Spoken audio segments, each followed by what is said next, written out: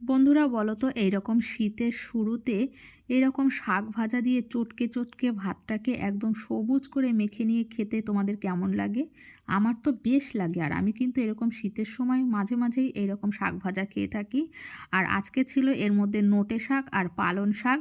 তো নোটে শাক আর পালং শাকটা কিন্তু আমি এর মধ্যে কোনো প্রকারের বড়ি বা মাছের মাথা কিছুই দিইনি, খুব সাধারণভাবে কালো জিরে, রসুন আর কাঁচা লঙ্কা ফোড়ন দিয়ে একদম ভাজা ভাজা করে নিয়েছিলাম, আর খেতে অসাধারণ হয়েছিল। তো welcome back to my channel. আশা করছি সবাই খুব ভালো আছো আর আমিও ভালো আছি। আমি চলে এসেছি আজকে আরও একটি নতুন ভিডিও নিয়ে। আর আমার ভিডিও যদি তোমাদের একটু হলেও ভালো লেগে থাকে তাহলে অবশ্যই কিন্তু লাইক করো, কমেন্ট করো আর প্লিজ চ্যানেলটাকে সাবস্ক্রাইব করো।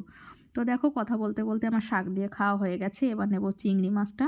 আর চিংড়ি মাছ কিন্তু আমি আজকে মালাইকারি করিনি, কারণ ঘরে নারকেল ছিল না। আর তাছাড়া রোজ রোজ এরকম বড় চিংড়ি মালাইকারি খেতেও ভালো লাগে না, একটু অন্য ধরনের খেতে ইচ্ছে করলো। তাই চারমগজ আর কাজু বাটা দিয়ে চিংড়িটা রান্না করেছি। আর তার সাথে আদা জিরে বাটা, পেঁয়াজ বাটা, সমস্ত মশলা দিয়ে মাছটাকে ভালো করে কষিয়ে নিয়েছিলাম। যখন তেল ছাড়া ছাড়া হয়ে গেছিলো তখন অল্প একটু জল দিয়ে খুব সুন্দর করে মাছটাকে রান্না করে নিয়েছিলাম।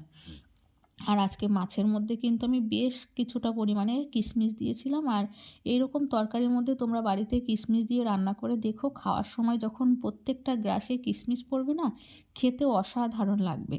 আর আজকের তরকারিটা আমি খুব একটা বেশি ঝাল দিইনি, কারণ আমার মেয়ে ঝাল খেতে পারে না।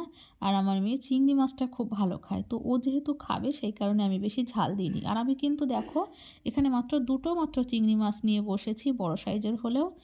আর এর থেকে বেশি খেতে পারবো না, কারণ চোখে অ্যালার্জি আছে, বেশি চিংড়ি মাছ খেলে অসুবিধা হবে। তো যাই হোক বন্ধুরা, আজকে রান্নাটা কিন্তু অসাধারণ হয়েছিল। তোমরা বাড়িতে এইরকম ট্রাই করে দেখতে পারো, খুব ভালো লাগবে। আমার তো বেশ ভালো লেগেছে। আর এটা একটুখানি অন্য ধরনের রান্না, কারণ সাধারণত এই টাইপের চিংড়ি মাছ মালাইকারি বেশি হয়ে থাকে।